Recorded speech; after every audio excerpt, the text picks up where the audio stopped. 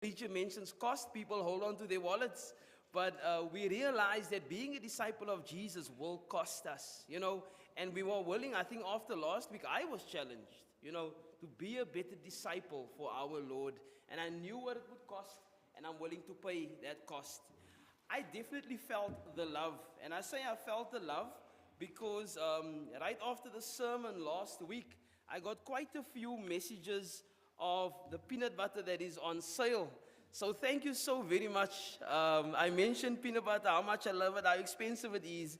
And immediately after the sermon, people were sending me specials of peanut butter. And I thought, this is a beautiful, beautiful place to be. Because when the brethren look out for you in that way, then Brother Stephen, I'll share some, brother. But I'm loaded up on the peanut butter now. So I could feel the love.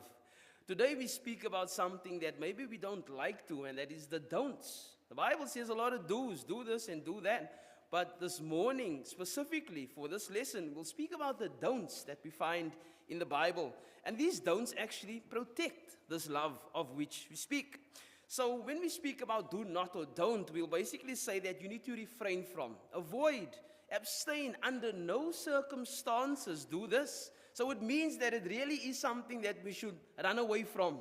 The Bible speaks that you need to cling onto that which is good and abstain, refrain, don't do the things that is evil. So we have, unfortunately, and I hate to disappoint, we have a 3-point sermon. Today is a 7-point sermon. So brace yourself, hold on tight. I don't know if you brought popcorn along. The first don't that we're going to speak of, and it's going to really show how this love is protected, is don't look back. Before we get to the first point, maybe if you're looking up on your screen, this is basically just an illustration of what our parents used to warn us of. And some of us would look at that and be like, yep, I know, don't jump on the bed. And I would think that our parents are such a nag because beds are so nice to jump on. Why else would they make a bed? To jump on? Actually, beds are made for sleeping. I realize that now as an adult. But our parents used to warn us and say, don't jump on the bed. Secondly, they would say, don't touch the warm stove. Some of our younger kids are looking at it, and is that a stove? That's a stove. The stoves these days have ceramic tops, and there's a different look. That's the spiral stoves that we grew up. Then crossing the road, our parents would drill it into us. You don't just cross the road. If your ball goes into the road, you don't just run after it. You look. You look left, and you look right, and you look left again. I swear, when we drive on these roads and we see people cross the road, brothers and sisters, have we stopped teaching people how to cross the road? Because the way that pedestrians cross the roads these days, they don't look left, and they don't look right, and they don't look left again. And I'm almost concerned and want to start a petition to let us start to teach pedestrians how to cross the road. But we used to be told, don't just cross the road. And then lastly, don't sit too close to the TV. And our parents were very, very adamant about this one. There needed to be a certain distance. I think my mom almost had a carpet, and where the carpet was, that's where you sit on. And the carpet would be quite a ways back, and the TVs of the time, again, Brother Stephen, they might look at it and say, is that a TV? That's a TV. That's still one of the smaller ones. You should see the bigger ones. But the TV wasn't that big, and you would want to get as close as you can. Why? Because you want to hear properly, you want to see properly. But our parents would warn us and say, don't sit too close to the TV. If we're going to speak about don'ts that protect this love, and love that is protected by the don'ts, the first don't I would like to bring to our attention is don't look back. It is something, I guess, that most of us, if not all of us, struggle with. Because it's hard for us sometimes to forget the things that have hurt us or where we come from.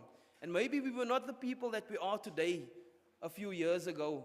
And we thank God that He allowed for us to become these new people, these new creatures, these new beings in Christ. But sometimes when we look back, it hinders our progression. It is in Luke chapter 9, verse 62 that it reads, but Jesus said to him, no one, having put his hand to the plow and looking back, is fit for God's kingdom.